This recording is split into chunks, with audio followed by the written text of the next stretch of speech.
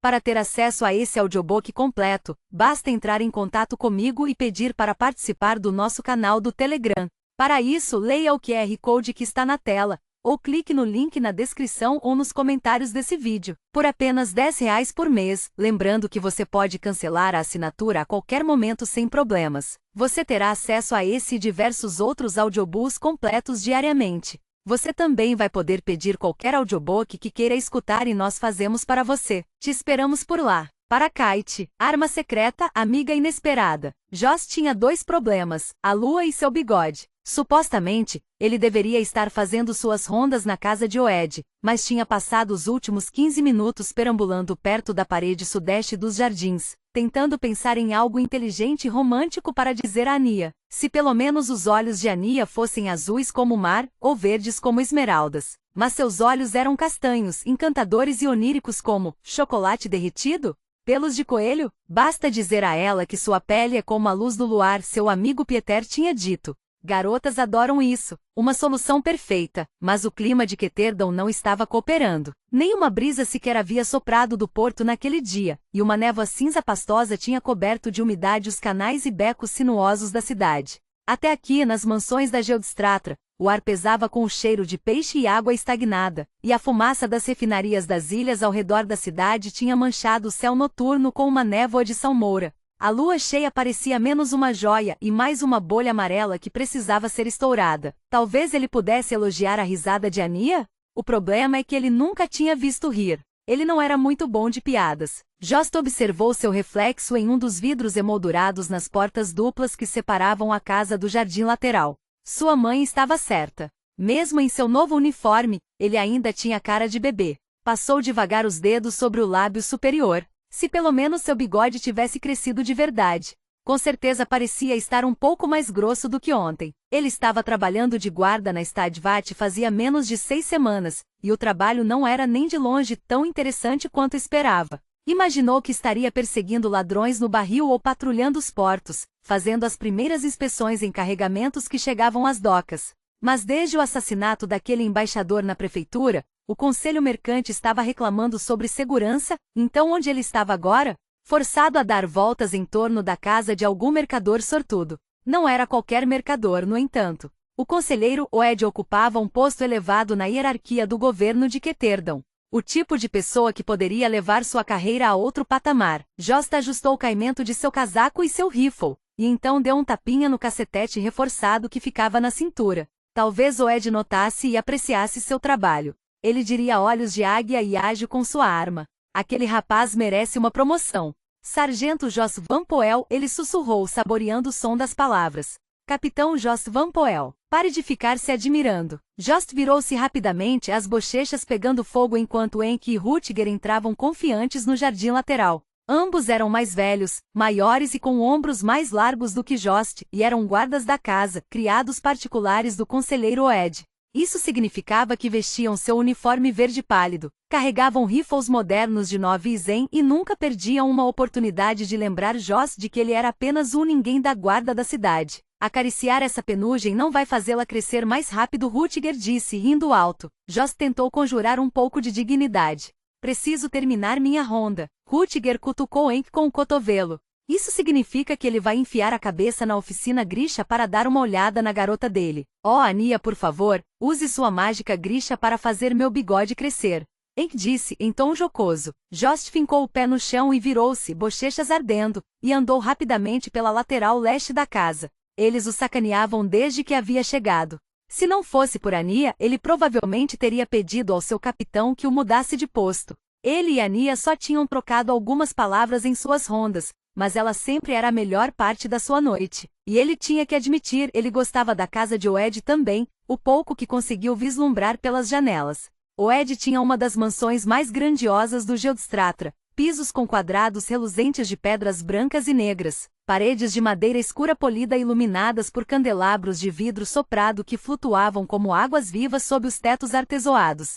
Algumas vezes Joss gostava de fingir que a casa era dele, que ele era um mercador rico passeando pelo seu lindo jardim. Antes de virar a esquina, Jost respirou profundamente. Ania, seus olhos são castanhos como casca de árvore. Ele pensaria em algo.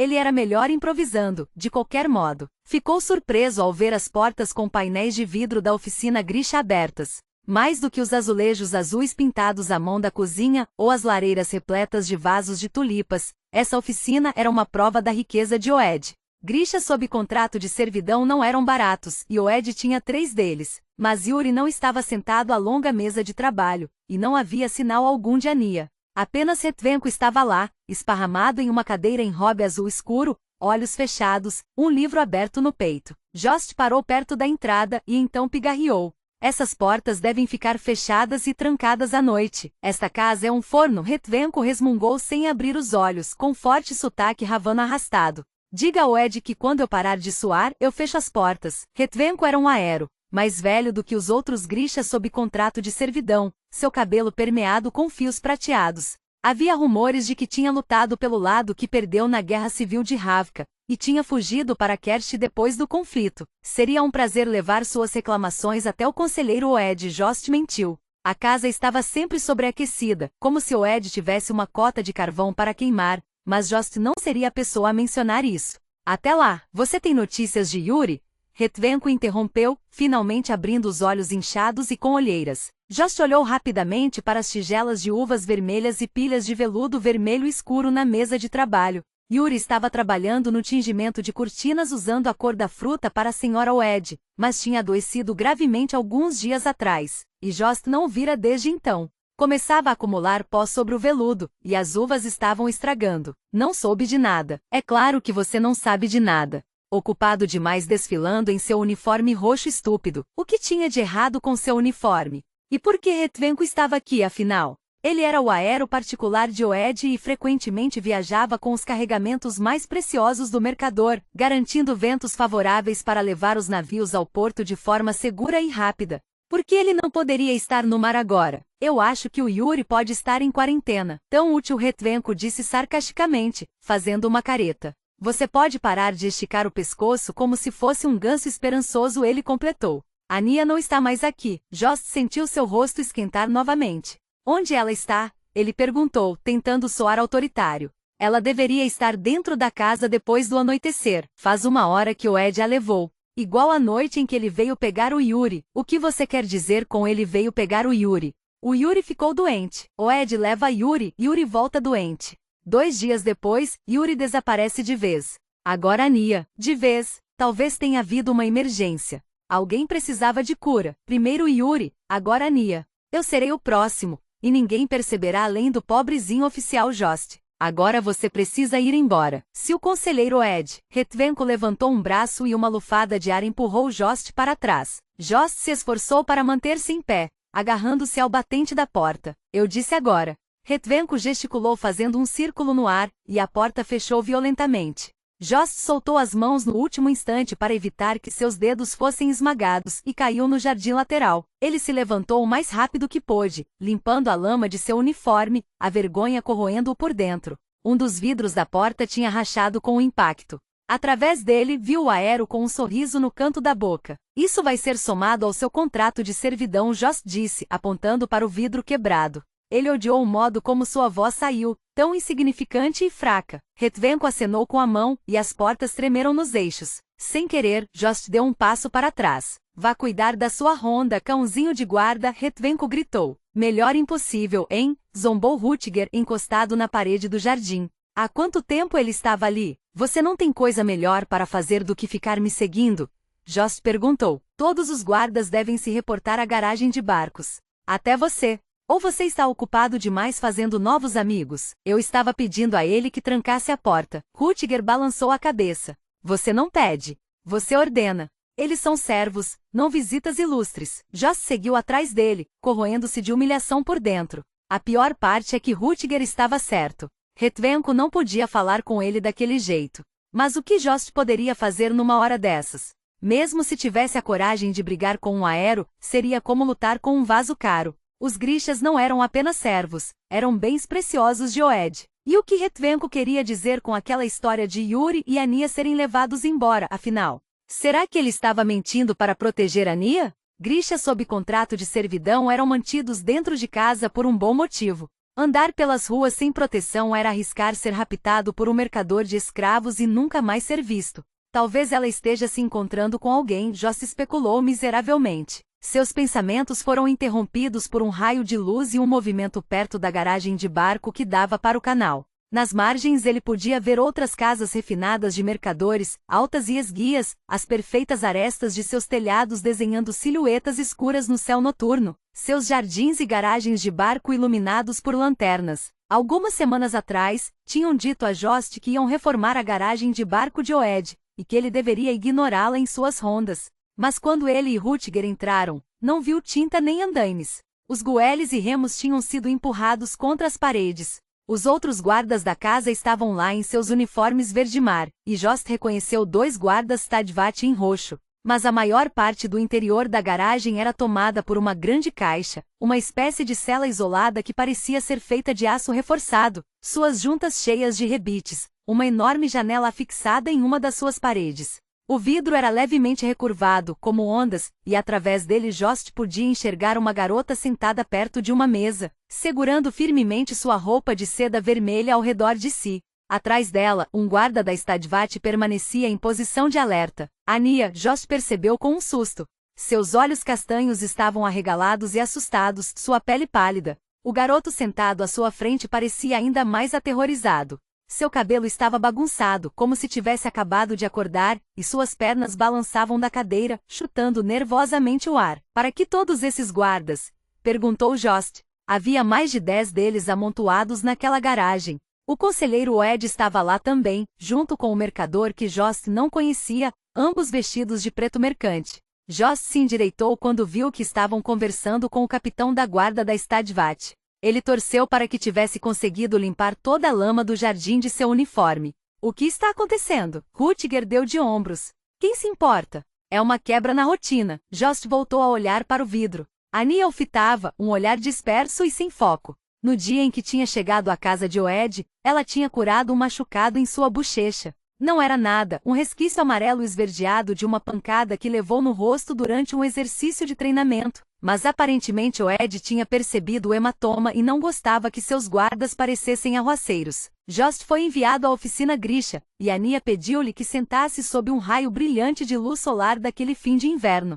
Seus dedos gentis passaram por sua pele e, embora a coceira fosse terrível, alguns segundos depois era como se o machucado nunca tivesse existido. Ao agradecê-la, Ania sorriu, e esse foi o fim de Jost. Ele sabia que não tinha qualquer chance. Mesmo que ela tivesse algum interesse nele, ele nunca conseguiria comprar sua liberdade de Oed, e ela nunca poderia se casar a menos que Oed aprovasse. Mas isso não o tinha impedido de passar para dar um oi ou de levar-lhe pequenos presentes. O presente preferido dela tinha sido um mapa de Kersh, um desenho caprichado da nação-ilha onde moravam, cercada de sereias nadando no mar verdadeiro e navios impulsionados por ventos desenhados como homens de bochechas gordas. Era um souvenir barato, do tipo que os turistas compravam na Duela Leste, mas parecia ter agradado. Agora ele arriscou levantar a mão, acenando. Ania não esboçou nenhuma reação. Ela não pode vê-lo, idiota, riu Rüdiger. O vidro é espelhado do outro lado. As bochechas de Jost coraram. Como eu podia ter adivinhado isso? Experimente abrir os olhos e prestar atenção. Primeiro Yuri, agora Ania.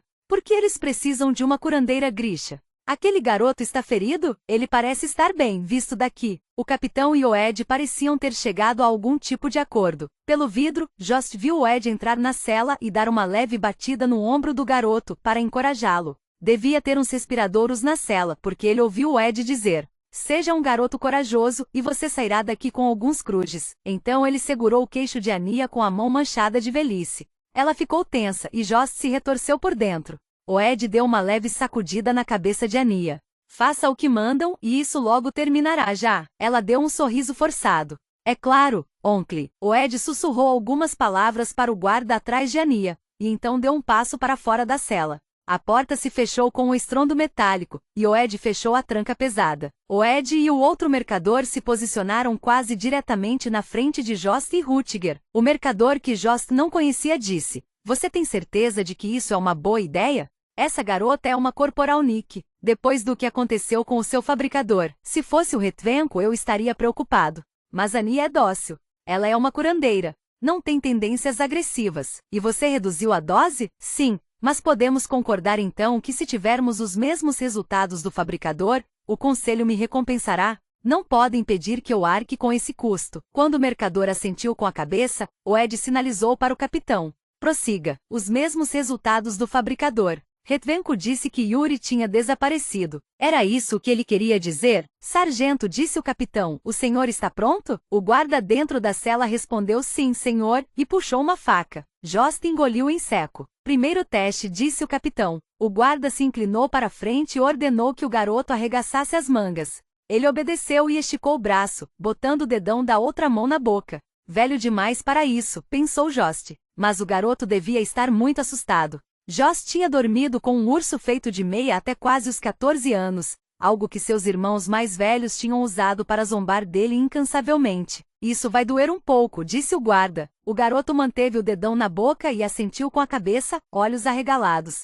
Isso realmente não é necessário, disse Ania. Quieta, por favor, disse o Ed. O guarda deu uma batidinha no ombro do garoto, e então abriu um corte vermelho vibrante no seu antebraço. O garoto começou a chorar instantaneamente. Ania tentou se levantar da cadeira, mas o guarda colocou uma mão no seu ombro de forma severa. Está tudo bem, sargento, disse o Ed. Deixe que ela o cure. Ania se inclinou para a frente, pegando a mão do garoto de modo gentil. SHHHH, ela disse suavemente. Deixa eu ajudar. Vai doer? O garoto perguntou, engolindo em seco. Ela sorriu. De modo algum, só vai coçar um pouco. Tente ficar parado, tá? Jost se deu conta de que estava se inclinando para ver melhor. Ele nunca tinha realmente visto Ania curar alguém. Ania tirou um lenço de sua manga e limpou o excesso de sangue. Então seus dedos passaram suavemente sobre a ferida do garoto. Jost olhou fixamente e espantado, conforme a pele parecia se reconstruir e costurar aos poucos. Alguns minutos depois, o garoto sorriu e esticou o braço para ver.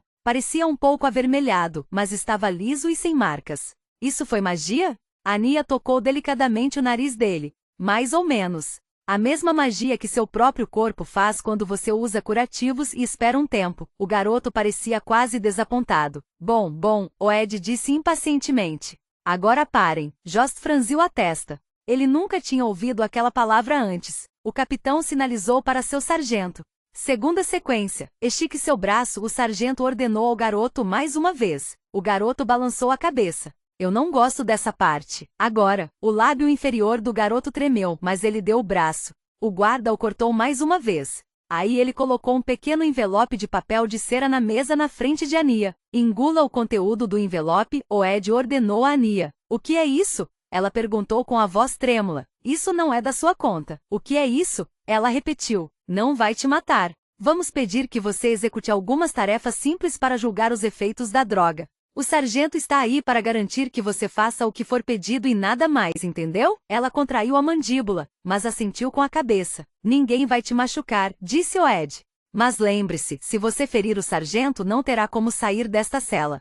As portas estão trancadas pelo lado de fora. O que tem naquele envelope? Sussurrou Jost. Não sei, disse Rüdiger. O que você sabe? Ele resmungou. O suficiente para manter minha boca fechada. Jost fez uma careta. Com as mãos tremendo, Ania levantou o pequeno envelope e abriu sua borda. Vá em frente, disse o Ed. Ela inclinou a cabeça para trás e engoliu o pó. Por um momento permaneceu sentada, esperando, lábios apertados um contra o outro. É Jurda? Ela perguntou esperançosa. Jost também estava torcendo para que fosse. Jurda não era nada a se temer, um estimulante que todo mundo na Stadvat mastigava para ficar acordado nos turnos da noite. Como é o gosto? O Ed perguntou. Como Jurda, mas mais doce ele. Ania inspirou profundamente. Suas mãos seguraram na mesa com força, suas pupilas dilatando tanto que seus olhos pareciam quase negros. Oh, ela disse, suspirando.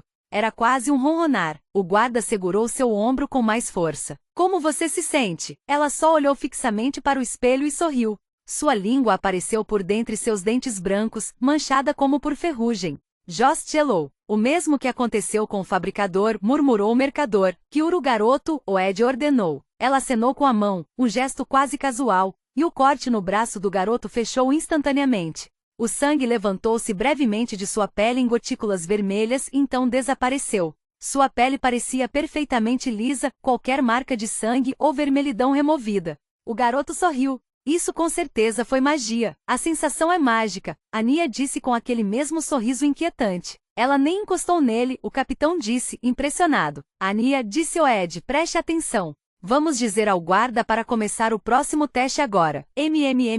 Ania murmurou. Sargento, disse Ed, corte o dedão do garoto fora. O garoto gritou e começou a chorar novamente, enfiando as mãos entre as pernas para protegê-las. Eu deveria fazer algo para impedir isso, Joss pensou. Eu deveria achar um modo de protegê-la, de proteger ambos. Mas então o quê? Ele era um ninguém, novo na Stadvat, novo naquela casa. Além do que ele se deu conta envergonhado, eu quero manter meu emprego. Ania simplesmente sorriu e inclinou a cabeça para trás, encarando o sargento. Atire no vidro. O que foi que ela falou? Perguntou o mercador. Sargento, o capitão vociferou. Atire no vidro, Ania repetiu. O rosto do sargento ficou inexpressivo. Ele inclinou a cabeça um pouco para o lado como se estivesse ouvindo alguma música distante. E então sacou seu rifle e apontou-o para a janela de observação. Abaixem-se, alguém gritou. Jost se jogou no chão, cobrindo a cabeça enquanto os rápidos estrondos de tiros enchiam seus ouvidos e estilhaços de vidro choviam sobre suas mãos e costas. Seus pensamentos eram um turbilhão em pânico. Sua mente tentou negar, mas ele sabia o que tinha acabado de presenciar. Ania havia ordenado que o sargento atirasse no vidro. Ela o tinha obrigado a fazer aquilo, mas não era possível. Grixas corporal que especializavam-se no corpo humano. Eles podiam parar seu coração, reduzir sua respiração, quebrar seus ossos, mas não podiam controlar sua mente. Por um momento reinou silêncio. Então Jost estava de pé como todos os outros, pegando seu rifle. O Ed e o capitão gritaram ao mesmo tempo. Prendam-na, atirem nela. Você sabe quanto dinheiro ela vale? O Ed replicou. Alguém a renda. Não atirem. Ania levantou as mãos, mangas vermelhas esticadas para os lados. Esperem, ela disse. O pânico de Jost evaporou. Ele sabia que tinha ficado assustado, mas seu medo era um medo distante. Ele estava cheio de expectativas. Ele não tinha certeza do que estava por vir ou quando, mas sabia que alguma coisa ia acontecer e era essencial que estivesse pronto para ela. Talvez fosse bom, talvez fosse ruim. Ele não se importava, na verdade. Seu coração estava livre de preocupações e desejos. Ele não ansiava por nada, não lhe faltava nada, sua mente vazia, sua respiração estável. Ele só precisava esperar. Observou Ania levantar-se e pegar o garoto. Ouviu-a cantando suavemente para ele alguma canção de Ninar de Ravka. Abra a porta e entre aqui, o Ed, ela disse. Jost ouviu as palavras, entendeu-as, e então as esqueceu. O Ed andou até a porta, tirou a trava e entrou na cela de aço. Faça o que mando, e isso logo terminará já, Ania murmurou com um sorriso. Seus olhos eram poços negros infinitamente profundos. Sua pele estava acesa, brilhante, incandescente. Um pensamento passou rapidamente pela mente de Jost, linda como a lua. Ania mudou o garoto de posição em seus braços. Não olhe, ela murmurou perto de seu ouvido. Agora, ela disse a Ed, pegue a faca. A Zebreker não precisava de um motivo. Essas eram as palavras sussurradas nas ruas de Ketterdam, nas tavernas e cafés, nos becos escuros e perigosos do distrito de entretenimento conhecido como Barril. O garoto que chamavam de mãos sujas não precisava de um motivo, assim como não precisava de permissão para quebrar uma perna, romper uma aliança ou mudar a sorte de um homem com o virar de uma carta. É claro que estavam errados, Ines refletiu, cruzando a ponte sobre as águas negras do Beus-Canal até a praça central deserta em frente ao mercado. Todo ato de violência era proposital, e todo favor vinha com entrelinhas suficientes para encher uma enciclopédia. Cass, sempre, tinha seus motivos.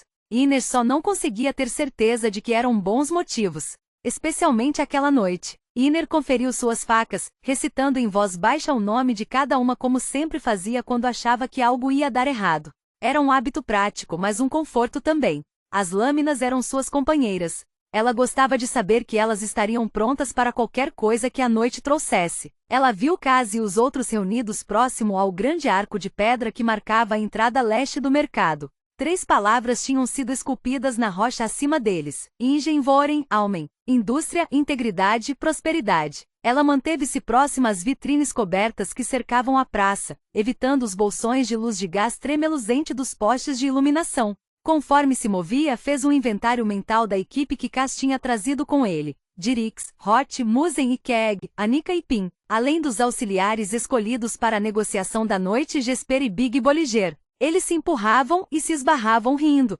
pisando com força para afastar o frio inesperado que tinha pegado a cidade de surpresa naquela semana. O último suspiro de inverno antes de a primavera começar de verdade. Eram todos brutamontes, bons de lutas, selecionados entre os membros mais jovens dos Dreis, as pessoas em quem Kaz mais confiava. Inês notou o brilho refletido de facas presas em seus cintos, canos de chumbo, correntes reforçadas, cabos de machado cravados com pregos enferrujados, e aqui e ali o brilho oleoso do cano de uma arma. Ela deslizou discretamente para dentro do grupo, vasculhando as sombras perto do mercado em busca de sinais dos espiões da Ponta Negra. 3 navios, Jesper estava dizendo. Os Shus enviaram. Eles estavam parados no primeiro porto, canhões em destaque, bandeiras vermelhas hasteadas, todos decorados em dourado. Big Bolliger deu um assovio baixo. Gostaria de ter visto isso. Gostaria de ter roubado. Isso, replicou Jesper. Metade do conselho mercante estava lá em polvorosa tentando decidir o que fazer. Eles não querem que os Shu paguem suas dívidas? Perguntou Big Bolliger. Kaz balançou a cabeça, os cabelos escuros cintilando na luz da lamparina. Ele era uma coleção de linhas duras e traços definidos, mandíbula retilínea, corpo esguio, casaco de lã confortável sobre os ombros. Sim e não, disse ele com sua rouquidão. É sempre bom ter um país em dívida com você. Deixe as negociações mais amigáveis. Talvez os Shu estejam cansados de ser amigáveis, disse Jesper. Eles não precisam mandar todo o tesouro de uma vez. Acha que estão mantendo o embaixador comercial em cativeiro? Os olhos de Kaz encontraram Inês infalivelmente na multidão. Keterdon vinha fofocando sobre o assassinato do embaixador por semanas. Isso tinha praticamente destruído as relações entre os Kershes e os Zemenis e tumultuado o conselho mercante. Os Zemenis culpavam os Kershes. Os Kershes suspeitavam dos Shu. Kaz não se importava em saber quem era o responsável. O assassinato o fascinava porque ele não conseguia entender como havia acontecido. Em um dos corredores mais movimentados do Estadal, diante de mais de uma dúzia de oficiais do governo, o embaixador comercial Zemeni tinha entrado em um banheiro. Ninguém mais havia entrado ou saído. Poucos minutos depois, o seu assistente bateu à porta, mas não houve resposta. Quando arrombaram a porta, encontraram o embaixador de cara nos azulejos brancos, uma faca em suas costas, a torneira da pia ainda aberta. Kaz tinha enviado Inês para investigar as instalações no fim do expediente. O banheiro não tinha outra entrada, nenhuma janela ou ventilação, e nem mesmo Inês tinha dominado a arte de se espremer pelo encanamento. Ainda assim, o embaixador Zemeni estava morto. Kaz odiava um enigma que não conseguia resolver, e ele e Inês tinham formulado centenas de teorias para solucionar o assassinato, nenhuma satisfatória. Mas eles tinham problemas mais urgentes aquela noite. Ela ouviu sinalizar para Jesper e Big Bolliger se livrarem das armas. A lei da rua ditava que para uma negociata desse tipo, cada tenente fosse acompanhado por 2 soldados rasos que todos estivessem desarmados. Negociata. A palavra soava como uma trapaça, estranhamente cerimoniosa, antiquada. Não importa o que a lei da rua decretasse, aquela noite cheirava a violência. Vá em frente, deixe as armas, Dirix disse a Jesper. Com um grande suspiro, Jesper removeu os coldres de seus quadris. Inês tinha de admitir que sem eles Jesper perdia um pouco de sua identidade. O atirador de elite Zemeni tinha braços e pernas compridos, a pele escura, e estava constantemente em movimento. Ele pressionou seus lábios contra os punhos perolados de seus estimados revólveres, dando um beijo pesaroso em cada um. Tome conta dos meus bebês, disse Jesper enquanto os passava para Dirix. Se ouvir um único arranhão ou marca neles, escreverei. Me desculpe. E em seu peito com buracos de bala, você não desperdiçaria munição. E ele já estaria morto no meio do... Desculpe, disse Big Bolliger enquanto soltava uma machadinha, um canivete e sua arma preferida. Uma corrente grossa com um pesado cadeado nas mãos ansiosas de Hot. Jesper revirou os olhos. Trata-se de enviar uma mensagem. Qual o sentido de um sujeito morto com Midesk escrito no peito? Um meio termo, disse Kaz. Perdão, dá o recado e usa menos balas. Dirix riu, mas Inês notou que ele manuseou os revólveres de Jesper com muita cautela. E quanto a isso? Perguntou Jesper apontando para a bengala de Kaz. A risada dele foi baixa e sem graça. Quem negaria uma bengala a um aleijado? Se o aleijado for você, qualquer homem de bom senso. Então, ainda bem que vamos encontrar Geels. Kaz tirou um relógio do bolso de seu colete. É quase meia-noite. Inês olhou para o mercado. Era praticamente um grande quarteirão retangular cercado de armazéns e escritórios de transporte. Durante o dia, contudo, ele era o coração de Ketterdam, fervilhando de mercadores ricos comprando e vendendo participações nas viagens comerciais que passavam pelos portos da cidade. Agora já estavam quase para soar as 12 badaladas, e o mercado estava praticamente deserto, exceto pelos guardas que patrulhavam o perímetro e os telhados. Eles haviam sido subornados para não verem a negociata daquela noite. O mercado era uma das poucas partes restantes da cidade que não tinham sido divididas e reclamadas no conflito incessante entre as gangues rivais de Ketterdam. Ele devia ser um território neutro, mas não parecia neutro para Inês. Era como sussurrar dos bosques antes de o laço apertar e o coelho começar a gritar. Parecia uma armadilha. Isso é um equívoco, disse ela. Big Bolliger se assustou. Ele não sabia que ela estava lá de pé. Inês ouviu o nome que os Dreis usavam para ela, sussurrado entre o bando. A espectro. Giles está aprontando alguma. É claro que ele está, disse Cass.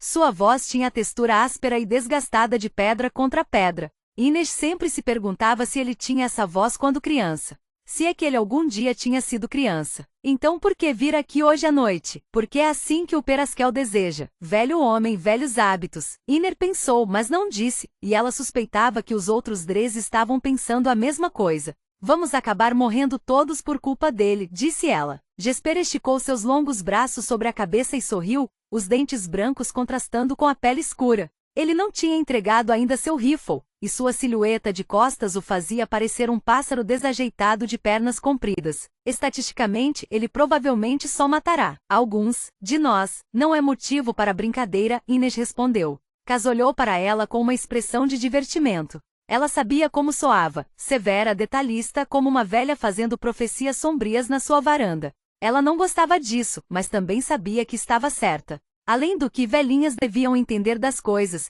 senão não teriam sobrevivido para ficarem enrugadas e gritar dos seus degraus. Jesper não está brincando, Inês disse Cass. Está avaliando as possibilidades. Big Bolliger estalou as juntas de seus grandes dedos. Bem, eu tenho cerveja e uma frigideira de ovos me esperando no Cooperon, então não serei eu a morrer esta noite. Quer apostar? Perguntou Jesper. Não apostarei na minha própria morte. Cass colocou o chapéu na cabeça e percorreu sua borda com os dedos enluvados num rápido cumprimento. Por que não, Bolliger? Nós fazemos isso todos os dias. Ele estava certo. A dívida de Inês com Peraskel significava que ela havia apostado sua vida cada vez que assumia um novo trabalho ou tarefa, cada vez que deixava seu quarto na ripa. Aquela noite não era diferente. Cass bateu a bengala contra os paralelepípedos quando os sinos da igreja de Barter começaram a soar. O grupo ficou em silêncio. O tempo para a conversa havia terminado. Giles não é inteligente, mas é esperto o suficiente para causar problemas, disse Cass.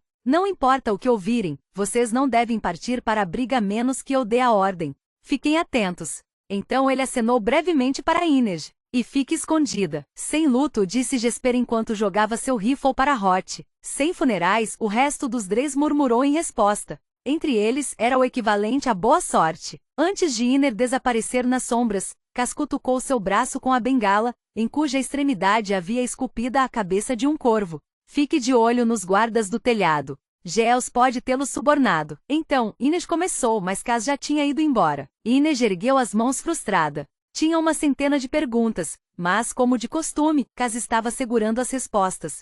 Ela correu na direção do muro do mercado que dava para o canal. Apenas os tenentes e seus auxiliares foram autorizados a entrar durante a negociata. Mas caso os Pontas Negras tentassem alguma coisa, os outros Dreis estariam esperando do lado de fora do arco oriental com armas em punho. Ela sabia que Giles teria sua tripulação fortemente armada de Pontas Negras reunida na entrada ocidental, e Iner iria encontrar seu próprio jeito de entrar. As regras de jogo limpo entre as gangues eram da época de Peraskel. Além disso, ela era espectro. A única lei que se aplicava a ela era a da gravidade, a qual ela às vezes desafiava também. O nível mais baixo do mercado era dedicado aos armazéns sem janelas, então Iner localizou um cano de esgoto para escalar. Algo a fez hesitar antes de passar a mão em torno dele. Ela tirou um luminoso do bolso e o sacudiu, lançando um brilho verde pálido sobre o cano. Ele estava escorregadio de óleo. Ela verificou a parede, procurando outra opção, e encontrou dentro do alcance uma cornija de pedra sustentando uma estátua de 3 peixes voadores Kershis. Ficou na ponta dos pés e tateou ao longo da parte superior da cornija. Ela tinha sido coberta com vidro moído. Estão esperando por mim, pensou com um prazer mórbido. Ela havia se juntado aos Drees menos de 2 anos atrás, apenas alguns dias depois de seu 15º aniversário. Tinha sido uma questão de sobrevivência, mas ficava satisfeita em saber que em tão pouco tempo, já havia quem tomasse precauções contra ela. Porém, se os Pontas Negras pensavam que truques como aquele iriam manter a Spectro longe de seu objetivo, eles estavam redondamente enganados. Ela sacou 2 ganchos de escalada dos bolsos de seu colete acolchoado e fincou, primeiro um, e depois o outro, entre os tijolos da parede enquanto siçava, seus pés precavidos encontrando os menores desníveis e cumes na pedra. Quando criança tinha aprendido a andar na corda bamba descalça, mas as ruas de Ketterdam eram muito frias e úmidas para isso. Depois de alguns escorregões ruins, pagou um Grisha fabricador, que trabalhava em segredo para uma loja de gin no Vijrastra, para que lhe fizesse um par de sapatilhas de couro com sola de borracha em camadas. Elas se adequavam perfeitamente aos seus pés e aderiam a qualquer superfície com firmeza. No segundo andar do mercado, ergueu-se sobre o parapeito de uma janela apenas o suficiente para se empoleirar. Cass tinha se esforçado ao máximo para ensiná-la, mas ela não tinha seu dom para invasões, e precisou de algumas tentativas para vencer a fechadura. Finalmente, ela ouviu um clique satisfatório, e a janela se abriu para um escritório vazio, as paredes cobertas de mapas marcados com rotas comerciais e quadros negros listando os preços das ações e os nomes dos navios. Ela se agachou para entrar, fixou o trinco e seguiu seu caminho pelas mesas vazias com suas pilhas bem arrumadas de encomendas e registros de contas. Atravessou um conjunto delgado de portas e entrou em uma varanda com vista para o pátio central do mercado. Cada um dos escritórios de transporte tinha uma delas. Anunciantes avisavam de novas viagens e chegadas de inventários, ou penduravam a bandeira negra que indicava que um navio tinha sido perdido no mar com toda a sua carga. O chão do mercado iria irromper em uma enxurrada de negociações, mensageiros iriam espalhar a palavra por toda a cidade, e o preço de mercadorias, bens futuros e ações em viagens por vir iriam subir ou cair. Mas naquela noite só havia silêncio. Um vento veio do porto, trazendo o cheiro do mar, bagunçando os fios de cabelo que haviam escapado de seu coque. Lá embaixo na praça, viu o bruxulear da lamparina e ouviu o baque da bengala de Cass sobre as pedras enquanto ele e seus auxiliares atravessavam a praça. No lado oposto, vislumbrou outro conjunto de lanternas indo na direção deles. Os Pontas Negras tinham chegado. Inês ergueu seu capuz, impulsionou-se para o corrimão e saltou silenciosamente na varanda vizinha, e então na próxima, acompanhando Cass e os outros ao redor da praça, ficando o mais próximo possível.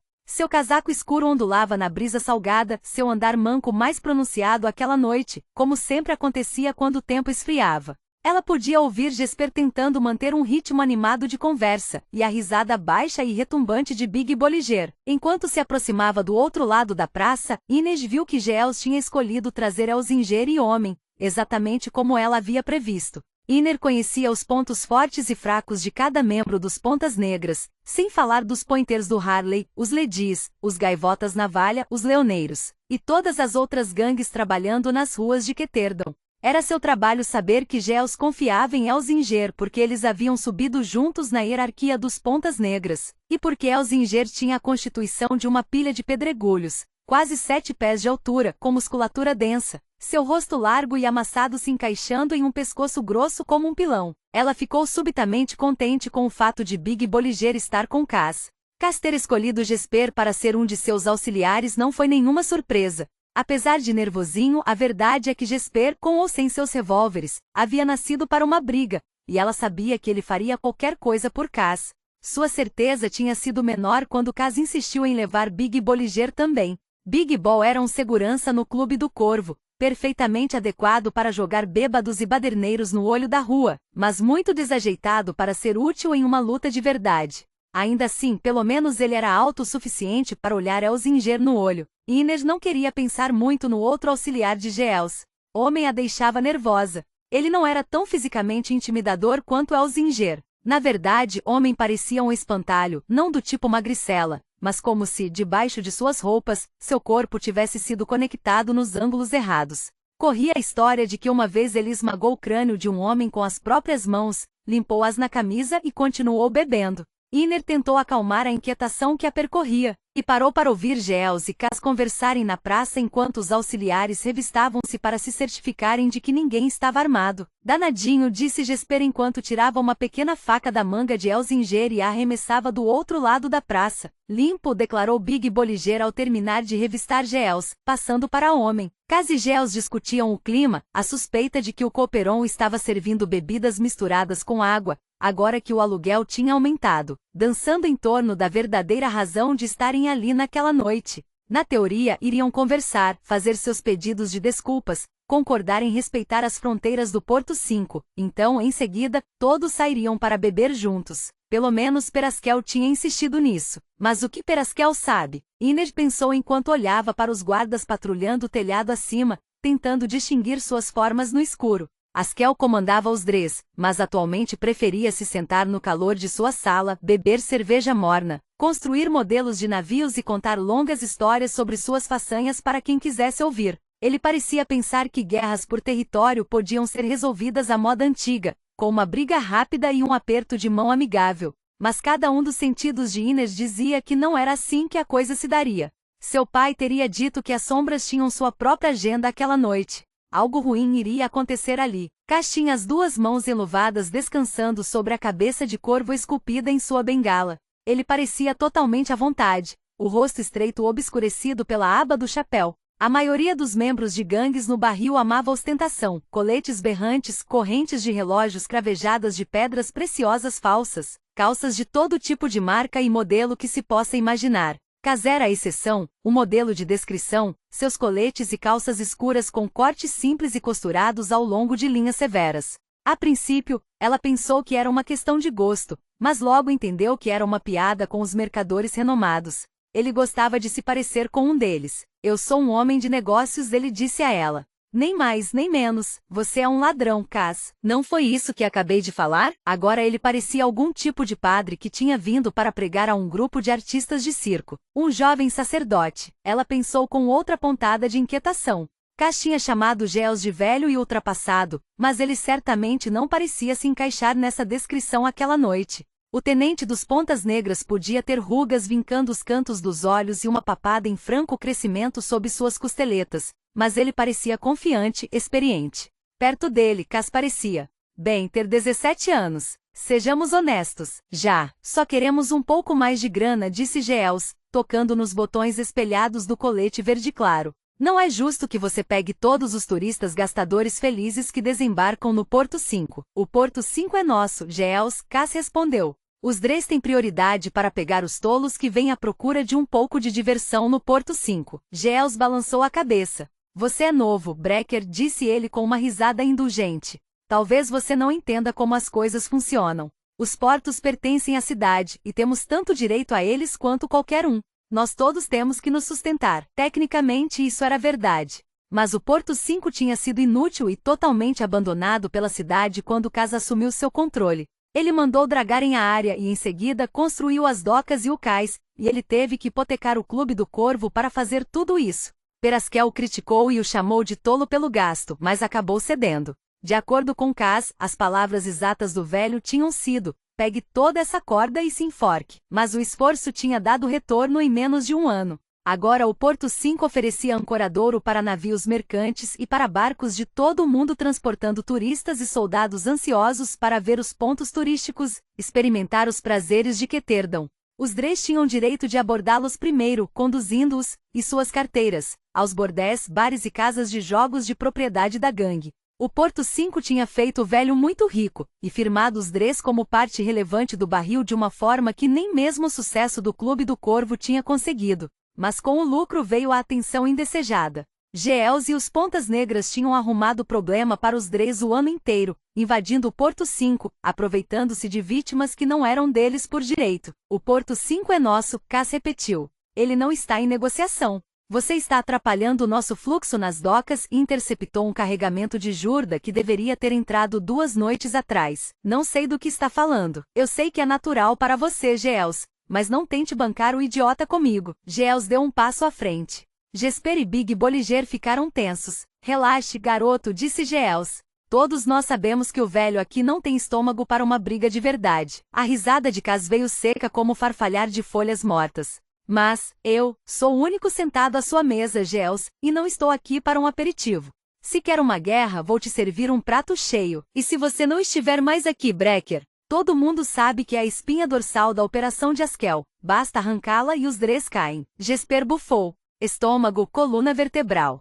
Qual é o próximo passo? Calha a boca, homem rosnou. As regras da negociata determinavam que apenas os tenentes poderiam falar após o início das negociações. Jesper soltou um me desculpe, e fez uma careta cerrando os lábios. Eu acho que está me ameaçando, Geos, disse Cass. Mas quero ter certeza antes de decidir o que fazer a respeito. Seguro de si mesmo, não é, Brecker? De mim e de mais nada. Geos desatou a rir e deu uma cotovelada em homem. Escute só este pequeno pedaço de merda arrogante. Brecker, você não é dono dessas ruas. Garotos como você são pulgas. Uma nova safra de gente como você aparece de tempos em tempos para irritar seus superiores até que o cão líder da matilha decida se coçar. E deixe-me dizer uma coisa, estou me cansando dessa coceira. Ele cruzou os braços, o prazer emanando dele em ondas de presunção.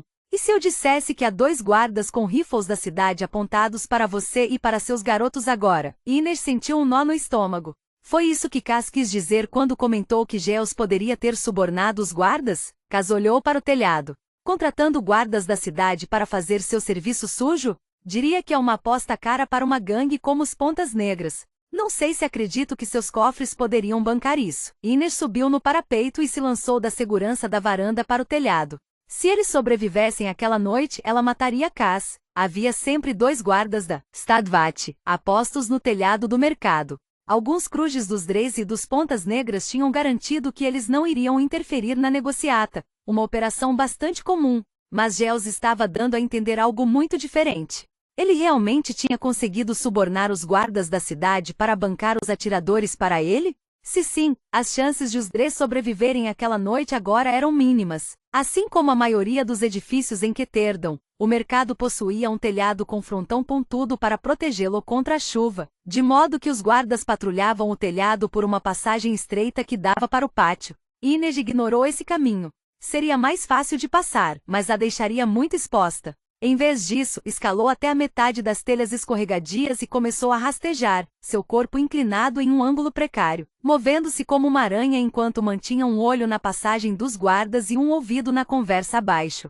Talvez Geos estivesse blefando, ou talvez 2 guardas estivessem curvados sobre a balaustrada agora mesmo, com Cass, Jesper ou Big Bolliger em sua mira. Deu algum trabalho, Geos admitiu. Somos uma operação pequena agora, e guardas da cidade não são baratos. Mas vai valer o prêmio, que sou eu, que é você. Fico lisonjeado. Os Dres não vão durar uma semana sem você. Eu lhes daria um mês de puro impulso. O pensamento aturdiu ruidosamente a cabeça de Ines. Se Cass partisse, eu ficaria? Ou fugiria da minha dívida? Arriscaria ser caçada pelos capangas de Peraskel? Se não se movesse mais rápido, provavelmente acabaria descobrindo. Seu pequeno rato presunçoso. Geos riu. Mal posso esperar para arrancar essa expressão da sua cara. Então faça isso, disse Cass. Ines arriscou uma olhada para baixo. A voz dele tinha mudado. Todo o humor desapareceu. Devo pedir que cravem uma bala na sua perna boa, Brecker? Onde estão os guardas? Ines pensou, acelerando o ritmo. Ela correu pela área íngreme do frontão. O mercado se alongava quase pelo comprimento de uma quadra. Havia muito território para cobrir. Pare de falar, Geos. Diga a eles para atirar. Cass, disse Jesper nervoso. Vá em frente. Seja homem e dê a ordem. Que jogo Cass estava jogando? Ele já esperava por isso? Ele havia acabado de assumir que Ines alcançaria os guardas em tempo? Ela olhou para baixo novamente. Geos irradiava ansiedade. Ele respirou fundo, estufando o peito. Ines se atrapalhou com os passos e precisou lutar para não escorregar direto pela beira do telhado. Ele vai mesmo fazer isso. Vou assistir ao Cass morrer. Fogo! Geos gritou. Um tiro cortou o ar. Big Bolliger soltou um grito e caiu no chão. Droga! Gritou Jesper, caindo com o joelho ao lado de Bolliger e pressionando a mão no ferimento à bala enquanto o grandalhão gemia. Seu brucutu inútil! Ele gritou para Geos. Acabou de violar o território neutro. Vou dizer que você atirou primeiro, Geos respondeu. E ninguém saberá que isso não é verdade. Nenhum de vocês sairá vivo daqui. A voz de Geos soou estridente demais. Ele estava tentando manter a calma, mas Ines podia ouvir pânico pulsando em suas palavras, o bater de asas de um pássaro assustado. Por quê? Momentos antes ele era pura bravata. Foi quando Inês viu que Kaz ainda não havia se movido. Você não parece bem, Giles. Estou tranquilo, ele disse. Mas não estava. Parecia pálido e trêmulo. Seus olhos iam da direita para a esquerda como se procurassem a passagem sombreada do telhado. Está mesmo? Perguntou Kaz num tom de conversa casual. As coisas não estão saindo exatamente conforme o planejado, estão? Kaz, disse Jesper. Bolliger está sangrando muito. Ótimo, disse Kaz. Ele precisa de um medic. Kaz deu ao homem ferido uma brevíssima olhada de relance. O que ele precisa é parar de resmungar e ficar feliz por eu não ter mandado Ost derrubá-lo com um tiro na cabeça. Mesmo de cima, Iner viu Giles vacilar. Esse é o nome do guarda, não é? Perguntou Kaz. Willem Ost e Bert Van Daal, os dois guardas da cidade de plantão esta noite. Os que você subornou esvaziando os cofres dos Pontas Negras. Giles não disse nada. Willem Ost Kaz disse alto, sua voz flutuando até o telhado. Gosta de apostar quase tanto quanto Jesper, então seu dinheiro teve bastante apelo. Mas Ost tem problemas muito maiores, vamos chamá-los de impulsos secretos. Eu não vou entrar em detalhes. Um segredo não é como moeda. Ele não mantém seu valor se você o gasta. Basta confiar em mim quando digo que esse reviraria até o seu estômago. Não é verdade, Ost? A resposta foi um outro tiro, que atingiu os paralelepípedos perto dos pés de Giles. Ele soltou um grito de espanto e saltou para trás. Dessa vez Iner teve uma chance melhor de rastrear a origem do disparo. O tiro tinha vindo de algum lugar perto da face oeste do edifício. Se Ost estava lá, isso significava que o outro guarda, Bert Van Daal, estaria na face leste. Será que Kaz tinha conseguido neutralizá-lo também? Ou ele estava contando com ela? Ela acelerou ao longo dos frontões. Atire nele de uma vez, Ost, berrou Giles, desespero marcando sua voz. Atire na cabeça dele, Kaz bufou em desgosto. Você realmente acha que o segredo morreria comigo? Vá em frente, Ost, ele gritou. Ponha uma bala na minha cabeça. Haverá mensageiros correndo para a porta da sua esposa e do seu capitão da guarda antes de eu atingir o chão. Nenhum tiro foi disparado. Como? Disse Giles amargamente. Como sabia até quem estaria de vigília esta noite? Eu tive que gastar muito dinheiro só para conseguir essa lista. Não tinha como você ter coberto meu lance. Digamos que minha moeda tem mais influência. Dinheiro é dinheiro. Eu negocio informações, Giles, as coisas que os homens fazem quando pensam que ninguém está olhando. A vergonha tem mais valor do que as moedas podem ter. Ele estava fazendo seu teatro. Iner sabia disso, ganhando tempo para que ela pudesse saltar sobre as telhas. Está preocupado com o segundo guarda? O bom e velho Bert Van Daal? Perguntou Kaz. Talvez ele esteja lá em cima agora, imaginando o que deve fazer. Atirar em mim?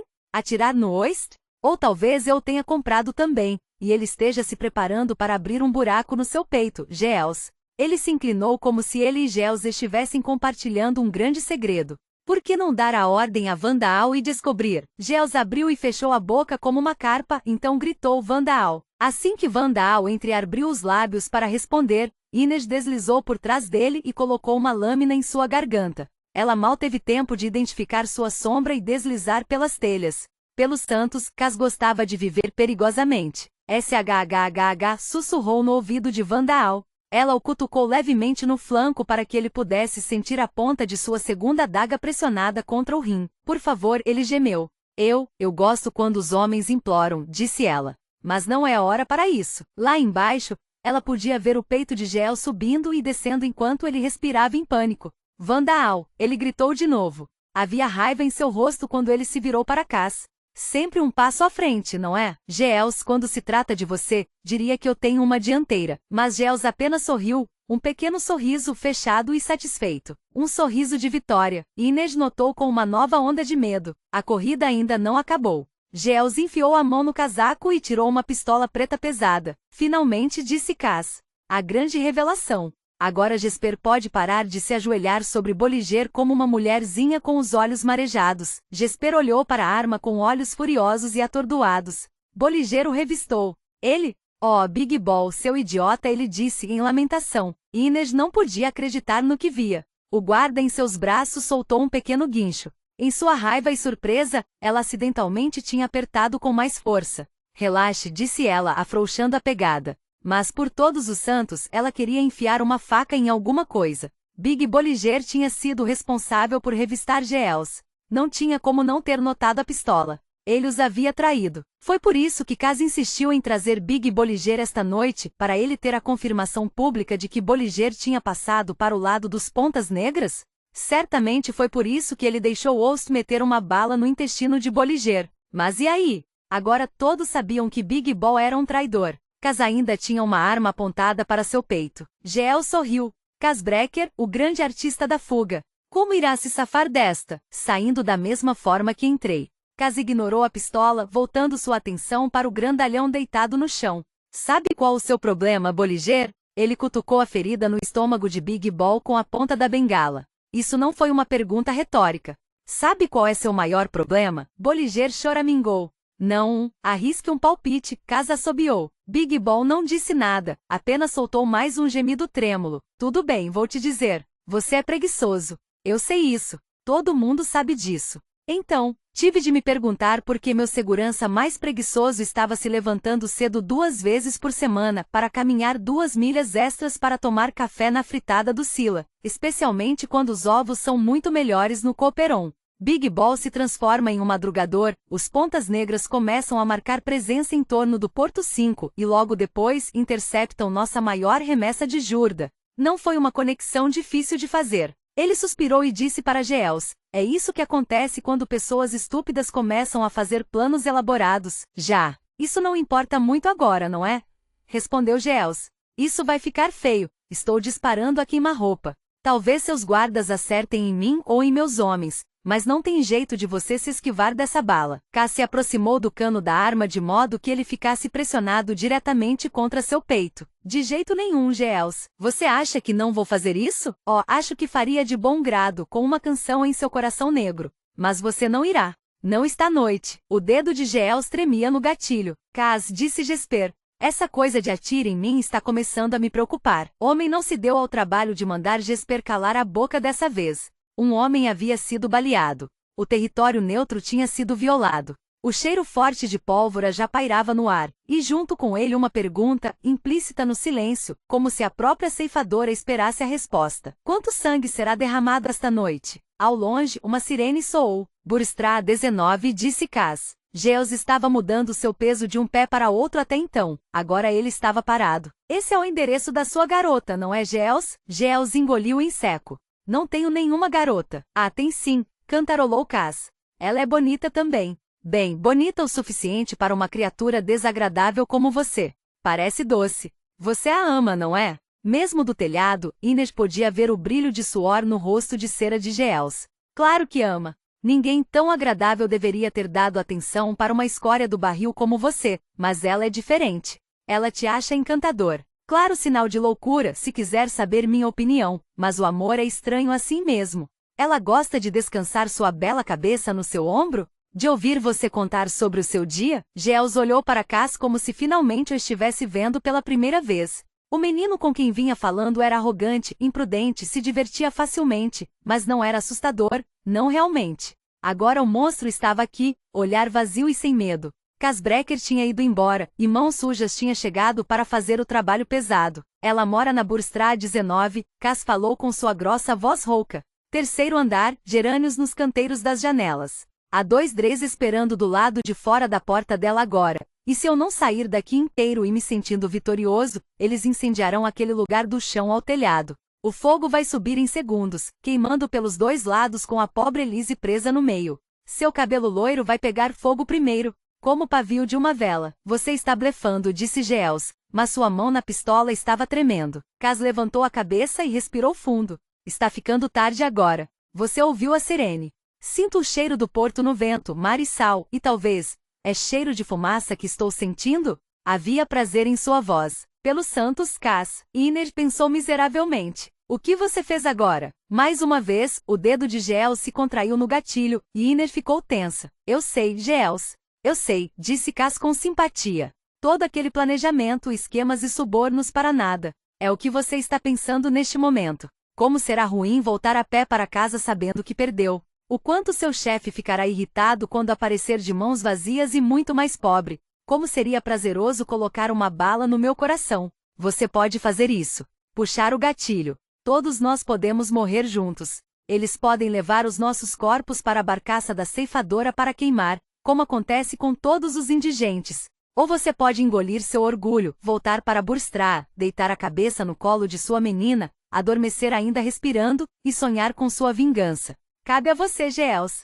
Quer ir para casa esta noite? Geels procurou os olhos de Kaz, e o que quer que tenha visto neles fez seus ombros caírem. Iner ficou surpresa ao sentir uma pontada de compaixão por ele. Ele tinha entrado neste lugar flutuando em empáfia, um sobrevivente, um campeão do barril. Ele sairia como outra vítima de Kaz Brekker. Você terá o que merece um dia, Brekker. Eu terei, disse Kaz, se há alguma justiça no mundo. E todos nós sabemos o quanto isso é provável. Geels abaixou o braço. A pistola pendia inutilmente ao seu lado. Kaz recuou, escovando a frente de sua camisa, onde o cano da arma tinha encostado. Vá dizer ao seu general para manter os Pontas Negras fora do Porto 5, e que esperamos que ele nos compense pelo carregamento de Jurda que perdemos, mais 5% por sacar uma arma em terreno neutro e 5% mais por ser um grupo tão espetacular de imbecis. Em seguida, a bengala de Kaz balançou em um arco súbito. Geels gritou enquanto os ossos do seu punho se quebravam. A arma caiu sobre as pedras do calçamento. Eu já havia baixado a arma, gritou Geels, segurando a mão. Já havia baixado. Se apontar uma arma para mim de novo, quebrarei ambos os punhos, e você terá que contratar alguém para ajudá-lo a mijar. Kaz tocou o brinde seu chapéu com a ponta da bengala. Ou talvez possa pedir à encantadora Elise para fazer isso por você. Kaz se agachou ao lado de Bolliger. O grandalhão choramingou. Olhe para mim, Bolliger. Supondo que não sangre até a morte esta noite, você tem até o pôr do sol de amanhã para sair de Keterdon. Se eu ouvir falar que você foi visto perto dos limites da cidade, eles irão encontrá-lo enfiado em um barril na fritada do Scylla.